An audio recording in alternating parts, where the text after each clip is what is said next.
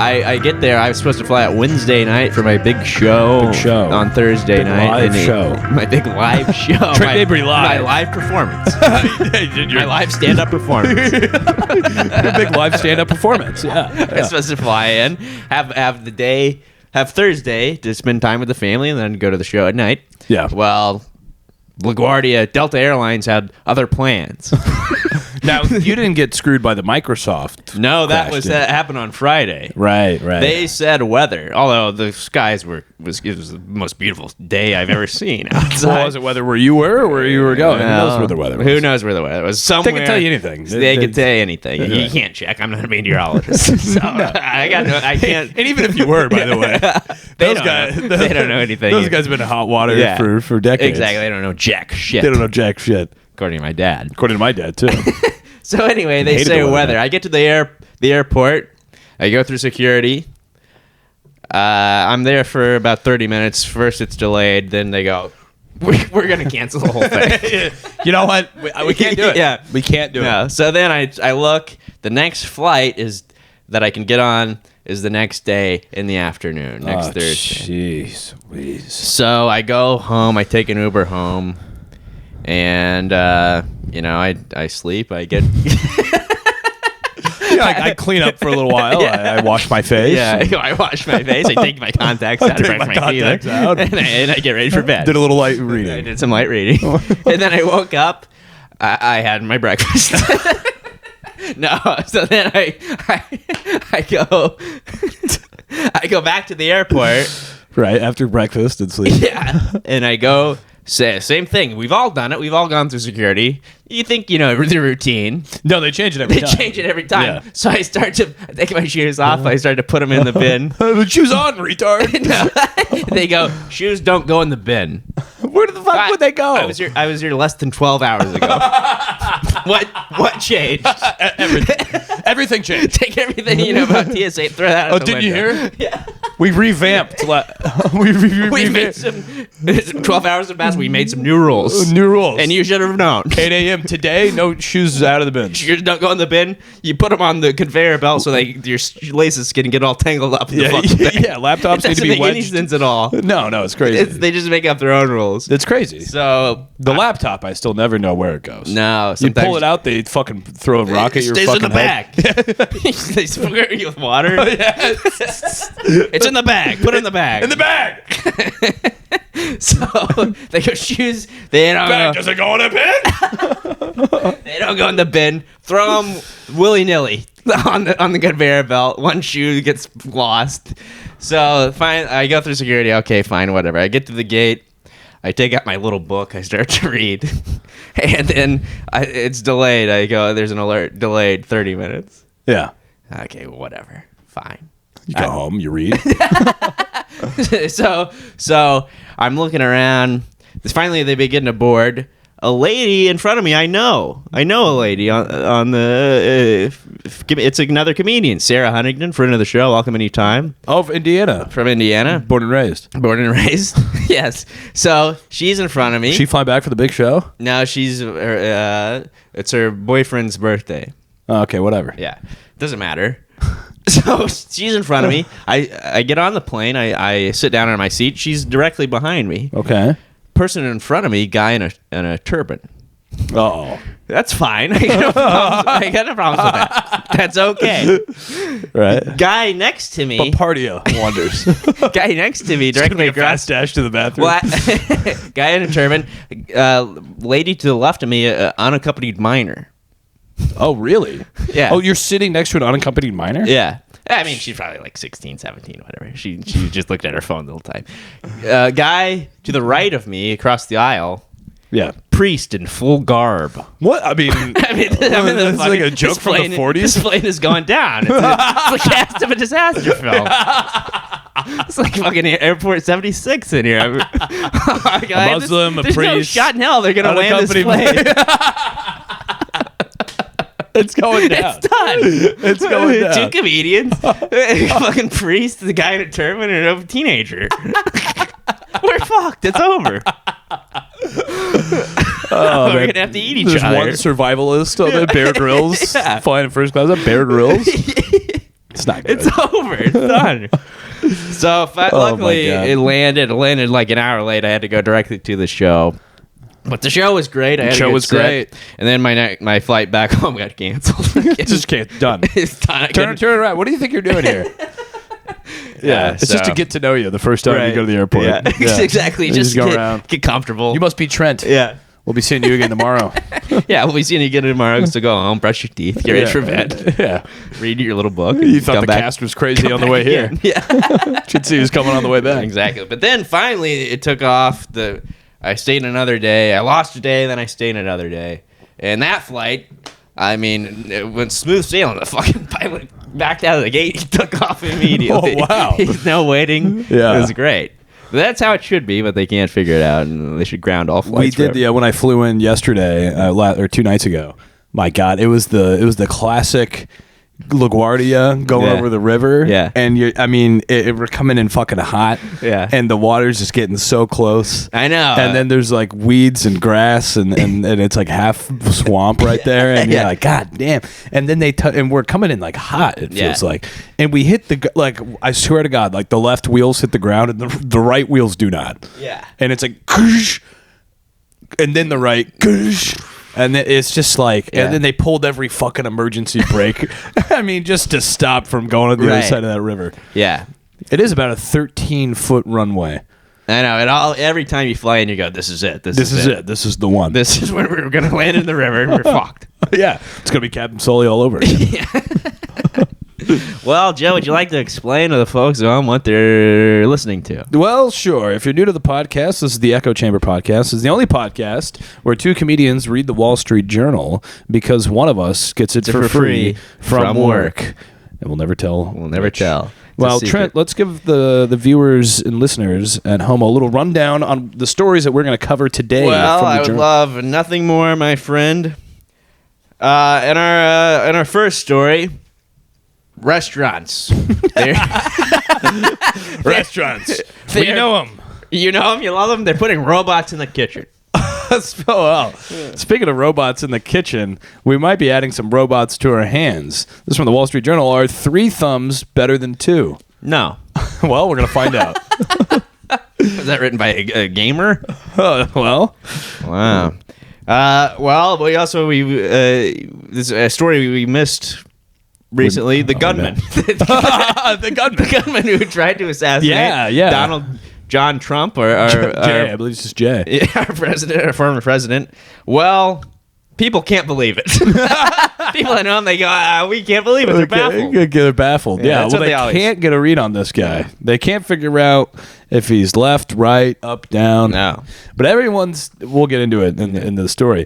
Well, you mentioned gamers. Gamers are the next big thing for the credit card industry. Oh, boy. Like your Flyer Miles card with Delta Airlines? Well, they're about to have a fucking Nintendo card in your pocket here. Really? Oh, yeah. Wow.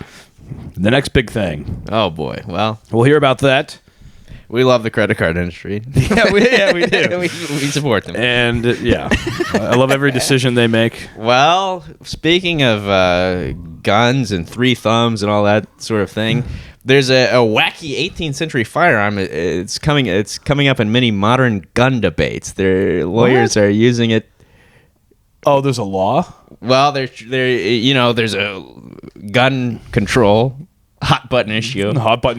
There's not a lot of gun control. No, there's not a lot, and they're using this old-fashioned old gun in legal discussions. Oh, okay. That sounds interesting. Yes. Well, in our final story today, we will be hearing about bunny speed dating. That's right. Bunny speed dating. Bunnies are speed dating because they really don't like to much like modern young people that come from perhaps Muslim communities, they don't like arranged marriages like their parents did. Bunnies. Bunnies of today, they want to choose their mate. and they didn't have that right before. They never had that privilege. Wow. But now bunny rights are at an all-time high. And oh, boy. They're choosing their mates through speed dating, and we'll hear all about it. Okay, well, that sounds on very the Echo interesting. Chamber podcast. And then we'll also hear from our friends at Pepper and Salt. Oh, wow, I can't wait. Now, should I kick us off here, Joe? Kick us off, Trent. Well, Joe, this is from the Wall Street Journal. Oh, the Wall Street Journal. Headline: Restaurants bet on robots in the kitchen.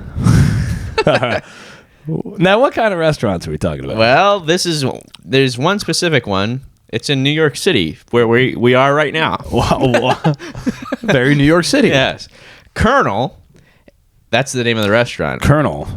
Not the Colonel. No. Not Kentucky Fried Chicken. No. Kernel. A New York City startup from Chipotle Mexican Grill founder Steve Ells uses a robotic arm to flip plant-based burger patties and a conveyor belt to move dishes along the assembly line. Humans put on the finishing touches and package the meals for customers to pick up. They can't figure out how to automate the little squirt of mayonnaise and mustard. No, they can't. That needs a human touch. That needs to be a human touch. Yeah, you can flip all you want. You can flip your fucking fake plant-based burgers. If you're the guy working there adding the pickles at the end, you've got to know your job's on the way out. When you're the only guy there adding 2 pickles to every days burger. are numbered. Yeah. Holy shit. Once they crack this. Oh, fuck. But that is also, it seems soul-crushing to be one guy working with a bunch of robots. Adding a drip of ketchup at the end? Yeah, I would think so. You get nobody to talk to. But then also, I mean, none of your coworkers can get on your nerves. That's true. The machines can get on your nerves. The machine can get on your nerves, right. Yeah. Get on my nerves every story we read. The robot arm on display and the restaurant's stark industrial look confused curious diners at first.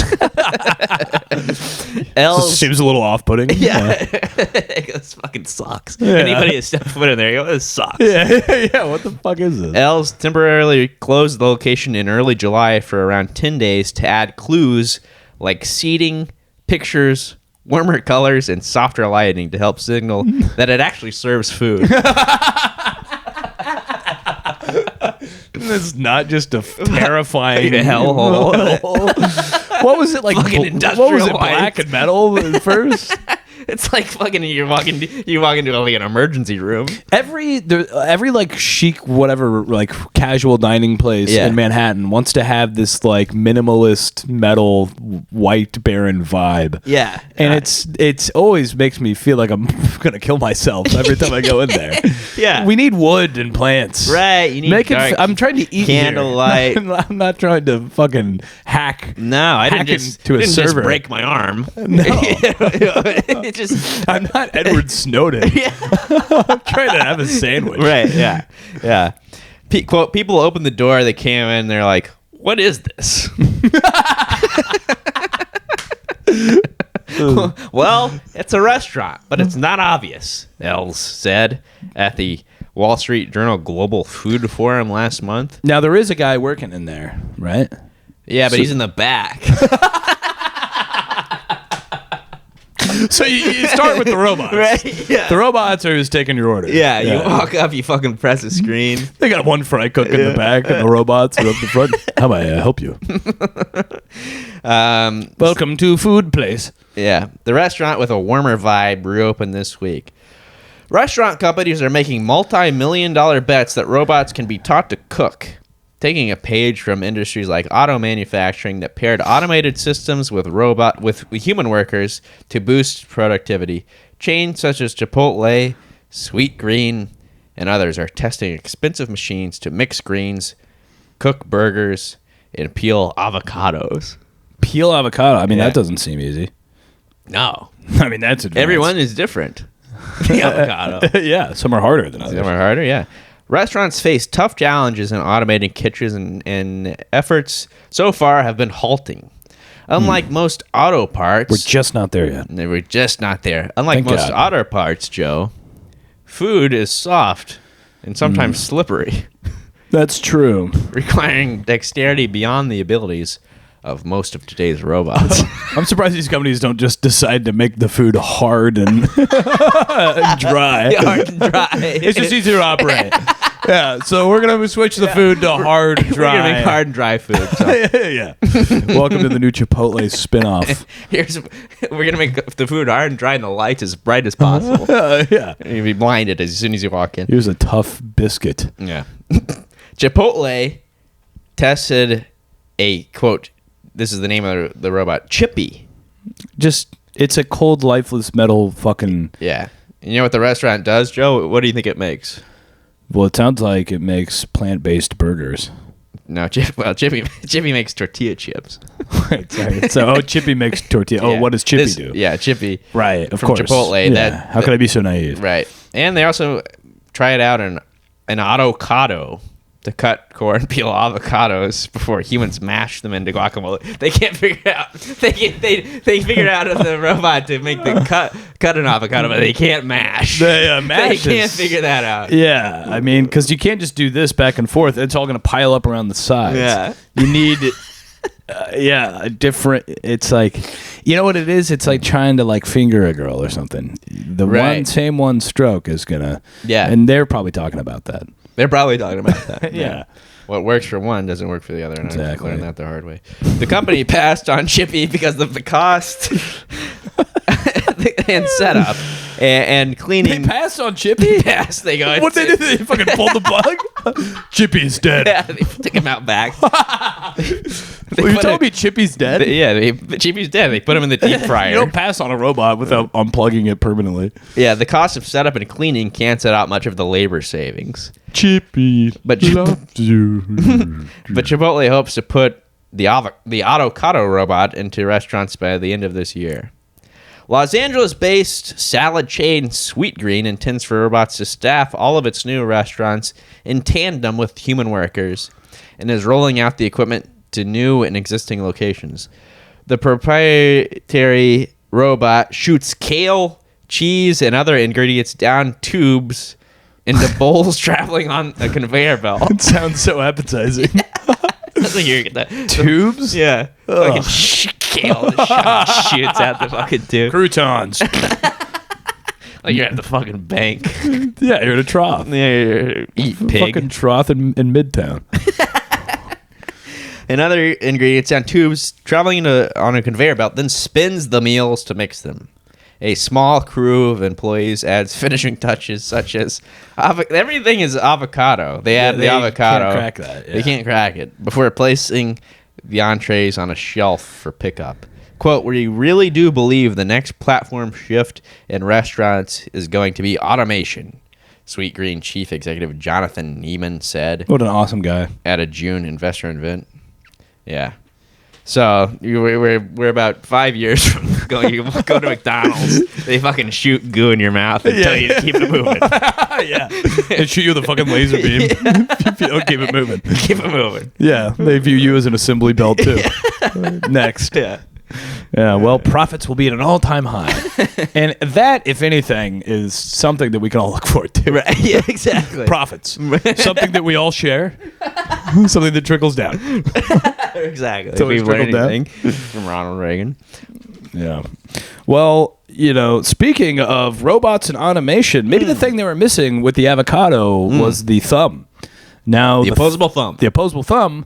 Now, the thumb is what set humans apart to take over the world. Yes. They couldn't have done it without the thumb. Right, exactly. That's why we head over everybody else. Yes. So now they're thinking, why stop at one thumb per hand? Well, this is from the Wall Street Journal, Trent. Yeah. Are 3 thumbs better than 2? No. I'm going to go on a limb and say no. Well, scientists have asked the gripping question, and to find out, researchers at the University of Cambridge fabricated an artificial thumb using a 3D printer and strapped it to the hands of more than 500 volunteers. Wow. The robotic appendage attached to the pinky side of the participant's hand was controlled with pressure sensors placed under each big toe. Squeezing the right toe pulled the thumb across the hand toward the biological thumb. Squeezing the left toe pulled the thumb up towards the fingers. Then they gave them tasks. Participants were challenged to pluck pegs from a pegboard and place them in a basket using, I think these people should be pegged, using on the artificial appendage. And then, that seems useful. That's the thing we all do. Well, you start with pegs and then you move up to avocados. Is it a detective? He's trying to crack a case. That's right. Yeah. And then they asked them to manipulate foam objects that resembled children's building blocks using the manufactured thumbs together with the biological digits. Ability levels varied for the participants who ranged in age from 3 to 96. Jesus Christ. 96. but nearly all could successfully manipulate objects using the third thumb. The point was to see how well people adapt to new appendages, and whether an extra thumb could assist individuals such as mechanics, surgeons, or chefs, avocados, who work with their hands. They're done. As well as individuals who have disabilities, said Tamar Macon, professor of the cognitive neuroscience at the University of Cambridge. Bullshit professor. And an author of the study, published in May in Science Robotics, Bullshit magazine. The experiment showed that the human brain is flexible. Macon and Danny Claude, a senior technical specialist at Cambridge who designed the thumb, are curious to see how people's brains adapt to other devices, such as exoskeletons to protect soldiers, or extra limbs. Jesus Christ. Or extra limbs to help in the workplace. God, good God. Go to my company, asked me to put on my third arm so I can we got up productivity. It's end of quarter, so strap on your extra arm and get fucking to typing. Jesus Christ. 2 computers. What a nightmare. Quote, we see the thumb as a model for this wave of new technology. They have such incredible opportunities to enhance your productivity. Ugh. Grab an extra thumb. So it's down here. It would be. It's like, so the pinky's like the guy at the restaurant working on the robots. He's like, oh my God, my fucking days are numbered. Why is the thumb so much better than the pinky? I mean, what can the thumb do that I can grab something like this? Yeah. But is it not as good as the thumb? Apparently not. It doesn't feel as good. It feels like a little shittier. It's a lot smaller, I think, and you don't have as much. The thumb's got like a lot of more as mobile. Yeah, thumb's got like a lot more nerves and shit going on through there. Yeah. The pinky's got maybe like one vein going up in there, right, powering it. Well, it's like the thumb is like bees. If all the bees die, you're fucked. If your thumb quits working. Oh, if you don't have a thumb, you're cut done. Your thumb or anything near it, you're fucked. You can't pick anything up. You could type, but you can't. You have to get a desk job. Type. But you can't fold your laundry. You can't eat. Right. Imagine eating without thumbs. Oh, God. Can't be done. That's why we need to add thumbs. Wow. Yeah. Wow. So this episode's really shaping up to be the age of robots, huh? The age of robots. New robotic appendages. And speaking of this guy likes robots. Let's just hear about a good old fashioned flawed human being. This guy, I believe he worked with robots, or he loved robots, or I'm just assuming that. I think he just wore glasses. Right, yeah. And didn't socialize very well. Well, Joe, this is from the Wall Street Journal. Okay. Headline: Gunman's friends remain baffled. But it sounds like he didn't have friends. Well, apparently he had. But this is from a newspaper, so how could they get that wrong? And this is from a newspaper, and they talked to people that said they were his friend. And I don't think people would lie about that to get in the newspaper. I would lie. I'd say I wasn't friends with him. No, I would say I wasn't friends with him. I never met the guy. It steered clear. Right. Dateline, Butler, Pennsylvania. Last fall, Thomas Matthew Crooks would swing by the K. Leroy Science Center at his Pittsburgh Community College each week to join his mathematics book club. Going down to the mathematics club.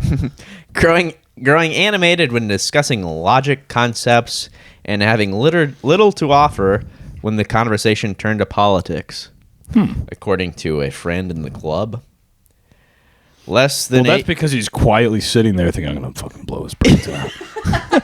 Yeah, I would be pretty quiet too. Well, less than 8 months later, he was flying a drone on a programmed flight path to scour the farm showgrounds in a western Pennsylvania town, according to law enforcement officials briefed on the matter, preparing for a plot that came within inches of killing a former president that same day.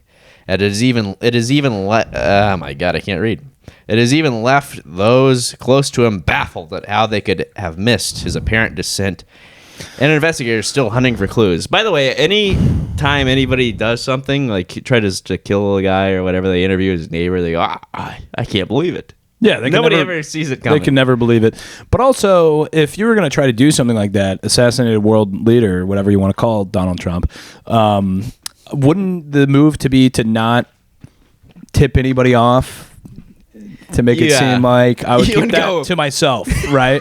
I You wouldn't. wouldn't go down to the local watering hole and say, I got a bright idea. I want to shoot him in the head. No, you won't say that. Yeah, you keep it to You yourself. keep it, and then close when to the they bring up vest. politics, you look off far. Yeah, you into get a space. far away stare. Far away stare. Yeah, I didn't see it coming. You know, he got really into math, but then we talked about Trump. He just had a faraway look in his eyes. kind of tuned out. Yeah, I really didn't He's see zoned out. I couldn't see it coming. Yeah. Anytime we talk about Trump, he started doing You know, this. quietly grit his teeth is all. The book club friend texted Crooks' phone after he was identified on social media as the gunman and texted him, quote, "Isn't that crazy? They think it's you." Well, I guess That's this guy was wild. pretty shocked. Yeah. Days later, much of the Republican Party gathered at their convention, believing it was divine intervention that saved Donald Trump. But they pay no heed to the firefighter that got shot in the head and died. No, yeah. It was his time. It was his time. Now, maybe was Crooks just a patsy? Did they just throw him up there and? Well, he could have been a patsy. Yeah, We don't know. Could have been patsy. I saw something about there's another window. Somebody shot from another window. So. Oh, there's some sort of grassy knoll type. Grassy knoll. Yeah. This guy looks familiar with a book depository if I've ever seen somebody. He sure does. Yeah. It's like he fucking lives Yeah. for it. FBI investigators, meanwhile, have interviewed hundreds of witnesses and combed through Crooks's communications. They have found little to explain why he did it. That's wild. You'd think there would be some articles or something he was reading. Yeah. Well, because what was he consuming what was the media that he was consuming that made him? They don't know. I guess just any media really might be enough to Right. just turn on the TV and you're Right. like, Jesus Christ. Yeah, you're right. One initial theory by investigators is that he appeared to care more about the act itself than about the target. Crooks had registered know for that? Trump's Okay. That's because he registered for Trump's Butler rally on July 7th, a few days after the campaign announced it, and searched for information about the vicinity, according to law enforcement officials. But Crooks had also searched for information about next month's Democratic convention and President Biden. I heard about that too. The initial picture that emerged of the bespectacled young gunman. Calling somebody bespectacled is, you might as well just say he's a virgin. I mean, bespectacled is Yeah, brutal. it's never good. Brutal. If that's your main feature. Yeah, you never hear of a hot, bespectacled young stud. Yeah. It's a fucking Some nerd. people that wear glasses they don't describe as No, bespectacled. yeah. Who went by Tom, was of a quiet loner who wasn't politically outspoken. In the days since, more former classmates have struggled to make sense of the person they thought they knew. His mother, Mary, who was blind. I don't know why they have to mention that. She goes, I really didn't see it coming. His mother, Mary, is a fucking blind old bat. Well, yeah, everyone was shocked. His mother was blind. His best friend couldn't hear.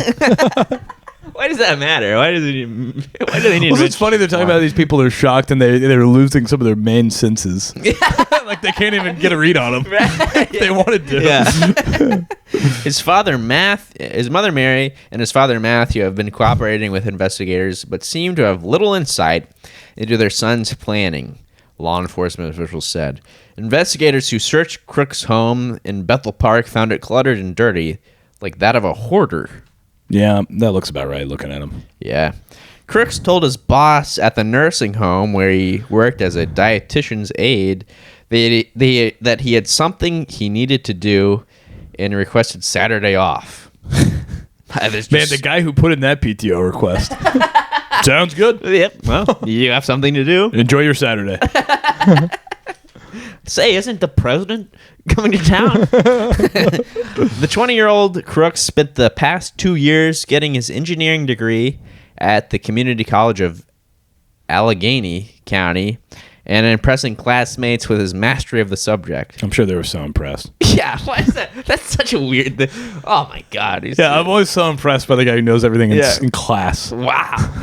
Whoa, I'm in awe. Gee, Crooks. You're a whiz. You're a resident whiz kid over here. You're a whiz. Quote, he was really helpful in helping others work through problems, said Zach Herring, who had 3 classes with Crooks on physics and statics over 2 semesters. He, quote, he spoke occasionally, another student, Evan Orenzia, said. He dressed pretty basically. They're not very nice. They're not very nice. He is a bespectacled fuckface. He dressed basically. He's a fucking nerd, knew everything, and let me cheat off his class, so he's all right. He lived in squalor. Yeah, he lived in squalor. He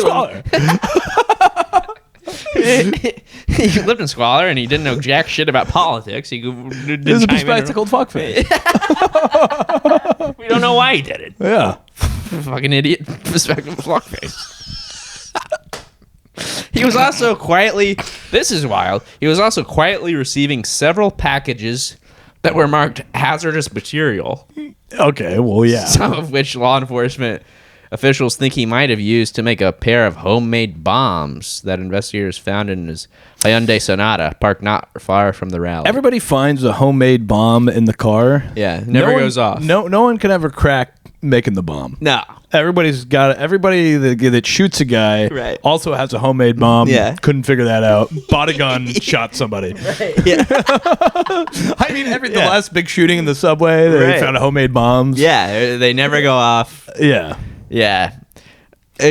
One time there was a bomb threat at my high school. And they had a big convocation where they gathered all the students.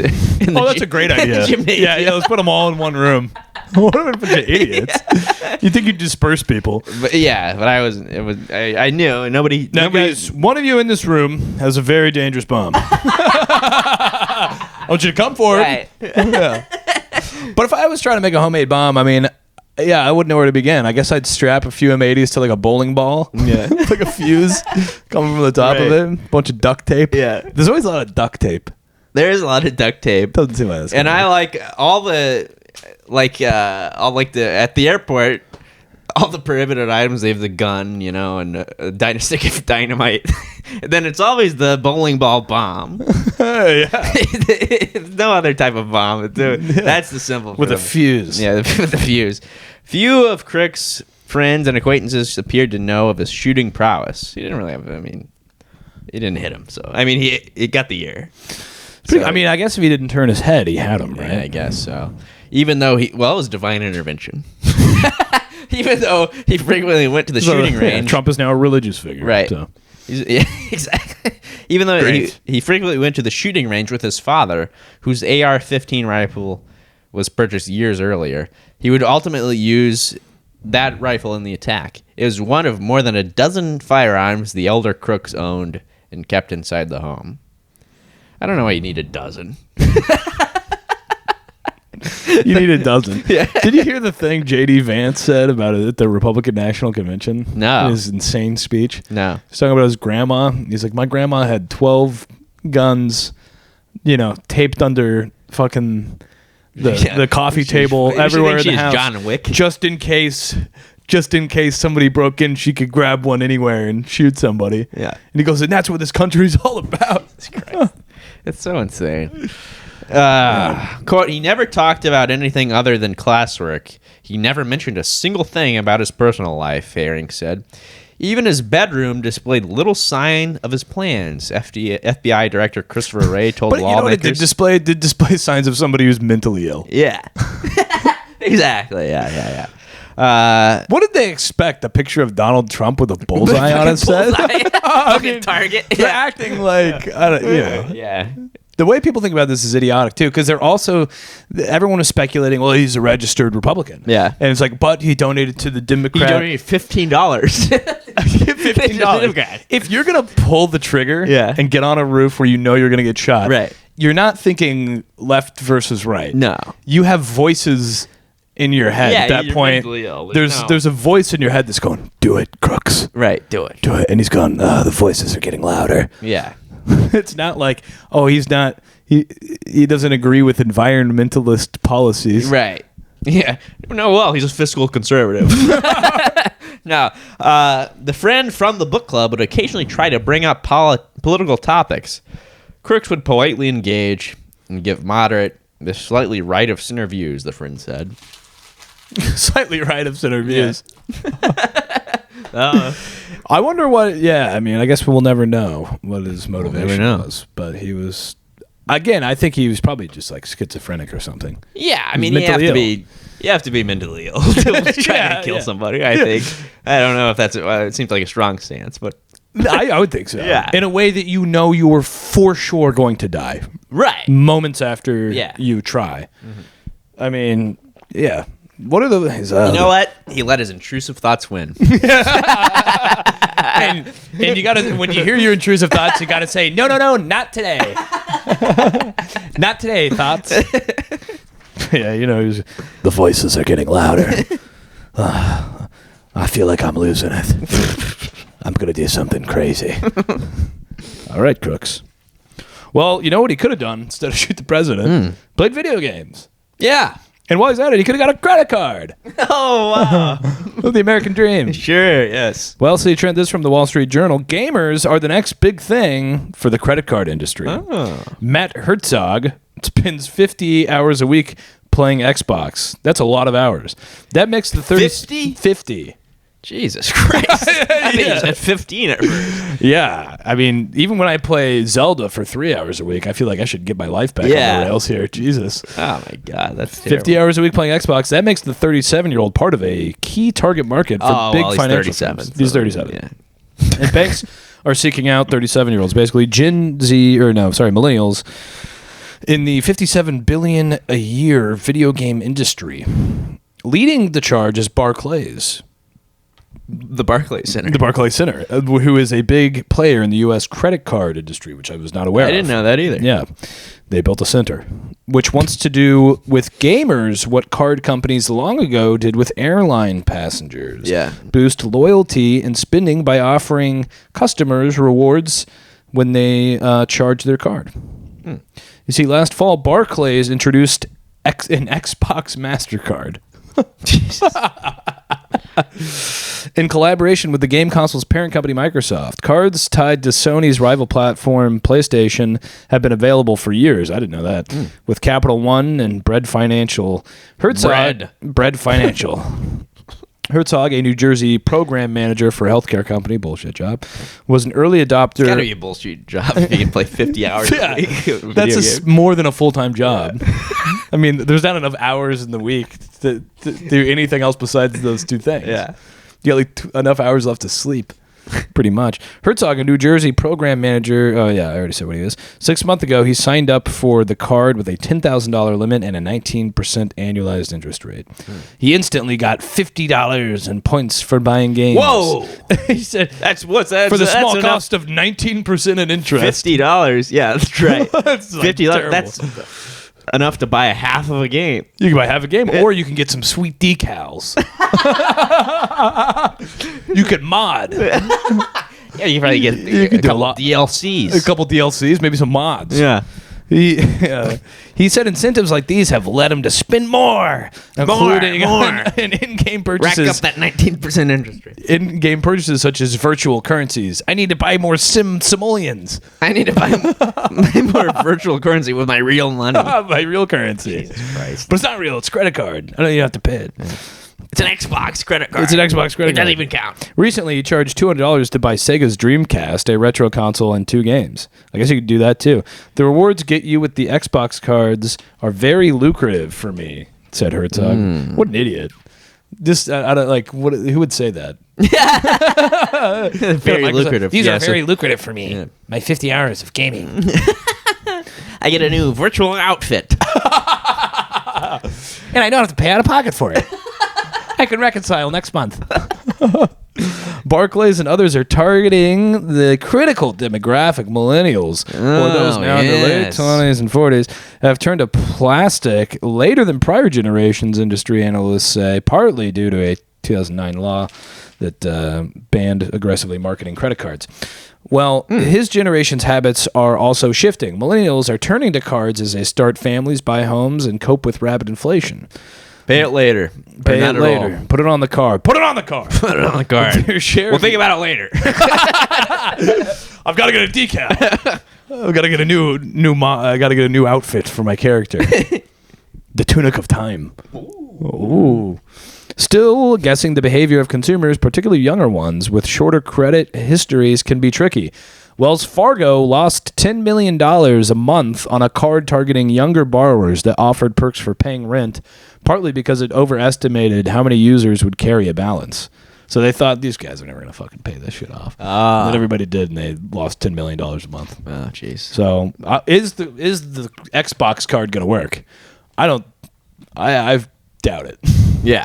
Because Mike Perry, another Jersey millennial, says he charges $75 to $80 a month on his Xbox card, which he pays off in full with auto pay each month. Quote, "The card is good for exactly what I use it for and not much else," Perry said. Right. It's a great rewards card for is it a great rewards card for the average person? Probably not. But if you maximize it for what I do, which is for Xbox purchases, it's good. Yeah, it's fine. So, yeah, I mean, even if you're a big gamer, the most you're going to spend on Xbox a month is like $80. Yeah. And you're going to pay that off. Unless you're some sort of sick fuck. Yeah, there's probably 100 guys in the country who are putting like what they want, which is like $10,000 a month on there that they can never pay off. Right. Yeah. Jeez, I don't know. Yeah. I like all these, like, they try to get you the advertise all these perks to get you to sign up. I got a Chase card, and one of the perks is if you refer a friend, you get $50. Like, it sounds, if you don't think about it, it sounds cool, but then you have to be like, hey, have you ever heard of Chase Bank? You should switch to Chase. It hardly ever comes up. It hardly ever comes up. Yeah, that's not worth $50. No. Well, Joe, speaking of something that's not really worth $50, Jesus. So I've left my baby in the hallway. Sorry. This is from the Wall Street Journal. Okay. Quote, "A wacky 18th century firearm stars in modern gun debates." Okay. U.S. Supreme Court ruling has lawyers buzzing about an ancient flop, the Puckle. The Puckle. The Puckle Gun. Crooks should have got a Puckle. Well, 3 centuries ago, London lawyer James Puckle dreamed up a gun he hoped would be a hit with the British Navy and a financial boon for himself. Okay. Instead, Puckle's peculiar creation, resembling a giant revolver on a tripod, flopped spectacularly. Oh, I think I've heard about this. Yeah? Yeah, maybe. I think I've seen a picture of it, rather. Only a handful when you're Googling guns at night. Yeah. No, I do the crook strategy. I go to the public library and I delete all my domain history. And then I go back and I lay awake at night looking at the ceiling. No one will know. Yeah. They'll be untraceable. I gotta get a Puckle. Only a handful were ever made. And Puckle and his gun were relegated to mere footnotes in weapon history. One might say his invention went out with more with a whimper than a bang. Bang. Yes. You'd hate to be relegated to a footnote in weapons history. Absolutely, you would hate. I mean, I can't think of anything worse. That's why when I make my gun, everybody better run. Oh, my name's going into the fucking history Mine's books. going to have an extra thumb. But now, thanks to the strange twists and turns of America's endless gun debate, Puckle and his gun are having a moment. The Puckle Gun has peppered legal briefs, orders... Puckle and the Haktua girl. They're having their 15 minutes. Yeah. And testimony in gun-related court battles across the country, including cases in California, Oregon, Virginia, and Louisiana, according to Wesleyan University Center for the Study of Guns in Society. Study of guns in Gun society. Yeah. Oh, only in West Virginia. Yeah. What the Puckle Gun is... Oh, this is a pun. They love puns in the journal. They do. What the Puckle is going on? Oh, Jesus Christ. Puckle Mania really began firing on all cylinders around 2022 when the U.S. Supreme Court ruled on New York State Rifle and Pistol Association versus Bruin. That decision overturned as unconstitutional New York State's restrictions on who is allowed to carry a concealed gun. Justice Clarence Thomas, writing writing for the majority, declared gun laws must be, quote, consistent with this nation's historical tradition of firearm regulation. He's a crook. He's a crook. He takes bribes. He takes bribes. He was in bed with Russia. Yeah, and he's a sex pest. He's a sex pest. He's got all That guy, how has he not been removed I don't know. Some interpreted that to mean that laws about modern firearms needed to find analogous firearm laws from when the Second Amendment was developed. Suddenly, lawyers on both sides of current court fights went down ye very old gun rabbit hole. Jesus Christ. That's what we need to do. We need a strict 1778 interpretation of the Second Amendment. Right. Yeah. Exactly. If rapid fire guns like the Puckle contraption were well known when the founding fathers were writing gun laws, that could have a bearing on laws for more rapid fire for modern rapid fire guns. Okay. So if they knew about the Puckle gun and other guns, then they could be grandfathered into the new. Oh, Puckle's grandfathered. Yeah. You want to be grandfathered. Yeah. No matter what it is, you always want to be grandfathered in. Right. In 1718, Puckle filed a patent for a, quote, portable gun or machine called a defense that discharges so often and so many bullets. What does that mean? How often? I don't know. He didn't know. He just goes, I want to invent a gun that fires so often and so many bullets. And it's portable. Isn't that every gun? Well, this is more. It fires more. Fires more. Yeah. The expensive brass weapon sat on a tripod and required a trained crew to operate a cylinder. So it was like an early automatic gun, basically? Yeah. For firing and loading lead rounds. The patent described one cylinder holding 6 round bullets for firing at Christian enemies. and another cylinder What? and another cylinder with 7 square bullets for Muslim enemies. Are you kidding me? Ostensibly to inflict more harm.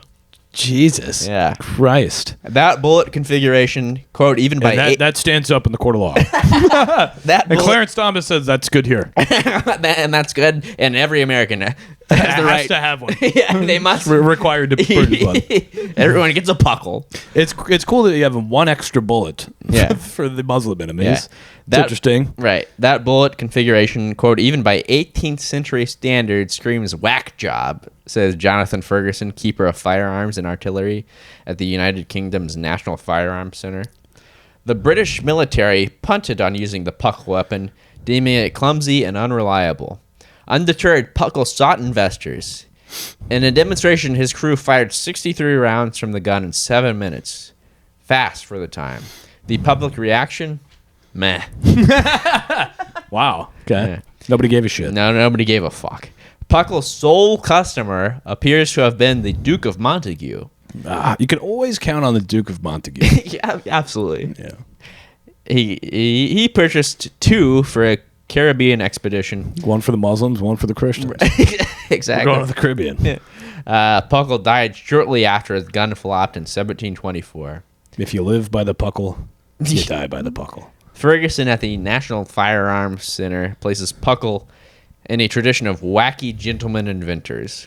At least he's a gentleman. Yeah. What would Puckle think of all this posthumous attention? Muse historian DeLay. He'd be rock hard. I think he'd be shocked and delighted. Oh, yeah, he'd be fucking rock hard. He'd be rock hard. Wacky gentleman's not a bad category to fall He's not into. a wacky gentleman inventor. No. Yeah, that's like Willy Wonka. Yeah, exactly. That's exactly Willy like Wonka, Willy Benjamin Franklin. Yeah.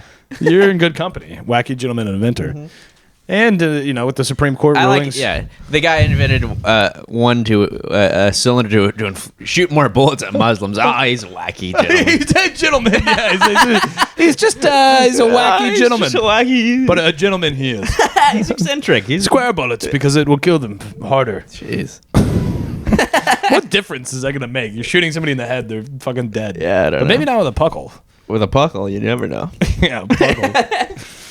God forbid he set up a Puckle on that roof in Butler. Jeez. Oh, my God. Yeah. Catastrophe. Chaos. Pure chaos. Now, what would he choose for Trump? Because he's neither a Christian nor a Muslim.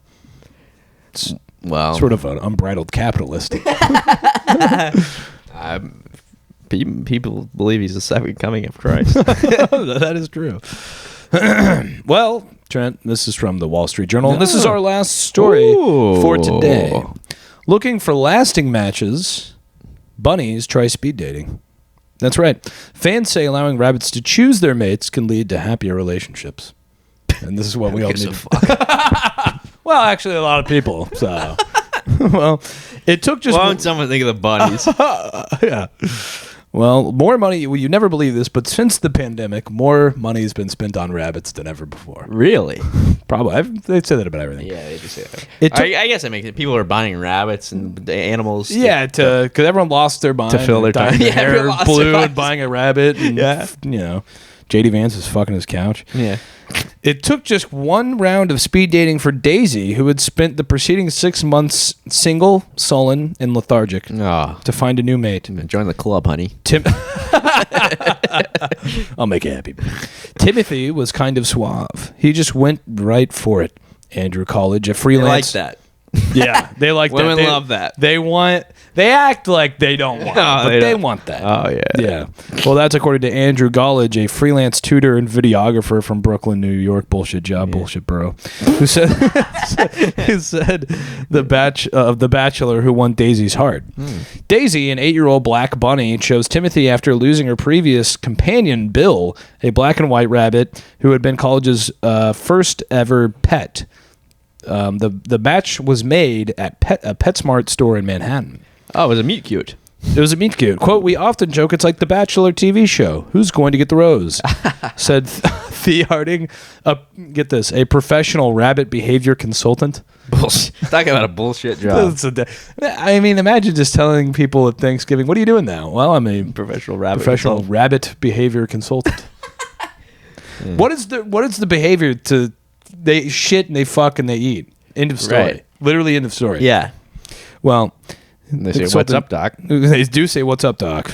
I guess one rabbit had a lot of jobs, and the others they all do the same thing. But one rabbit did it all. He fucking lived life to the fullest. Name a job he didn't have. You can't. Yeah, he did everything. And every other rabbit that's ever lived has done the exact same thing. One saved the world playing basketball. The others they fucking shit and eat. And they've never slam dunked before in their lives. Among the most social animals on Earth, rabbits face health risks from being confined alone, including, in extreme cases, self-harm. What? Rabbits will hang themselves. Really? If you have them alone, you got to have a rabbit mate. Wow. Otherwise, they'll fucking off themselves. They'll fall on a needle. Yeah.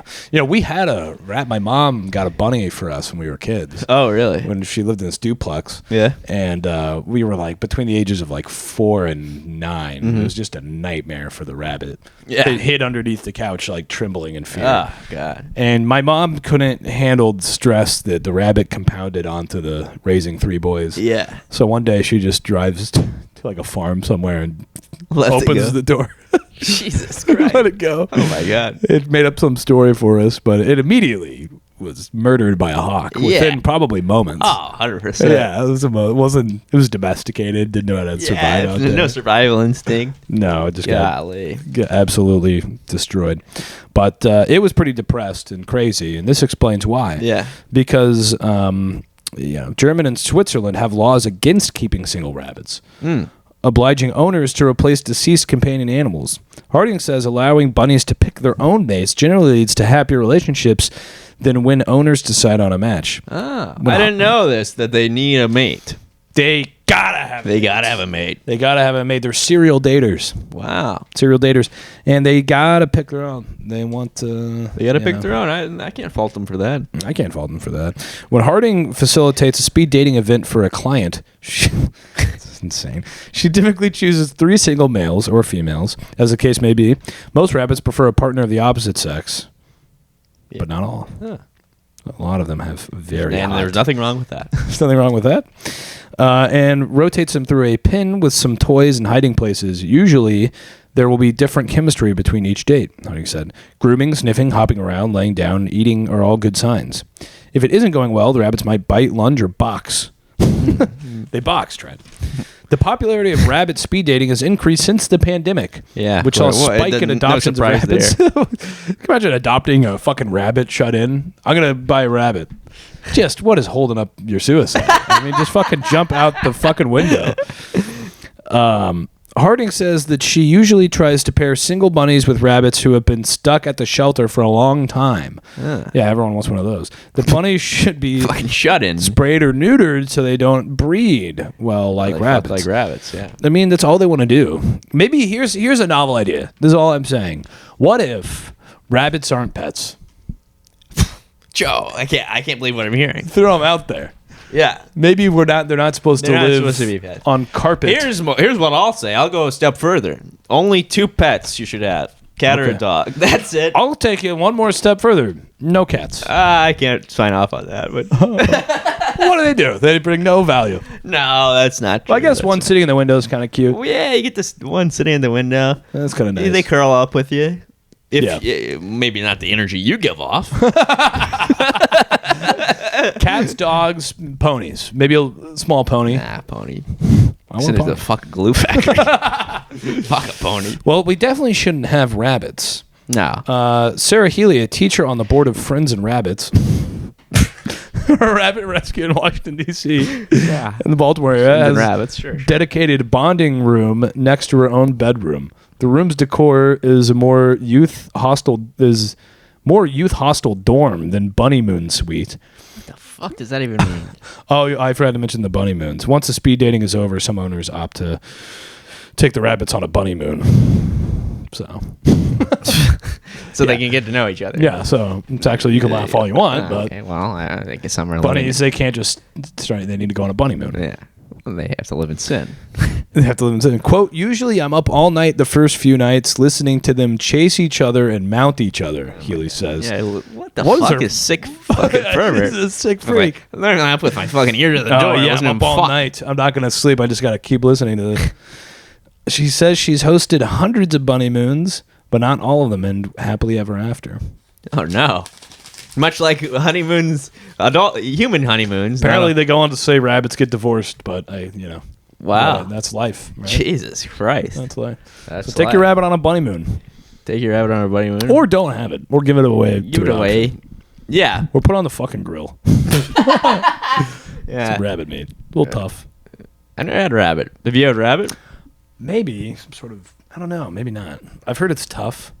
I bet it'd be easy to be operated by a robot. It's not slippery. It's tough. It's not slippery. There's no moisture in it. No, it's no moisture. Yeah. Wow. Wow. Well, do we have a visit from? Oh, we do. We do have a visit from Pepper and Salt. So this one, Pepper and Salt, our favorite cartoon strip, the only cartoon strip in the Wall Street Journal, black and white, often without an author. This one does have an author. But they always, the ones that do have the signature, it's illegible. Yeah, and it's different every time. Yeah. Well, this is 2 people on a date, and the girl's looking at a phone, the guy's staring at her, and the caption says, "Just as soon as I update my Facebook status, we need to talk." Okay. Yeah, Facebook, relevant, current. So, wow. Yeah, so, you tell me. And maybe this doesn't have anything to do with it, but it's the first thing I noticed, and it's often the first thing I noticed. Mixed race couple. That is true. It was a little weird. You have a mixed race couple, a black man and a white woman. Yes, and the white woman is on the phone. Yeah, and so she's ending things with the black man.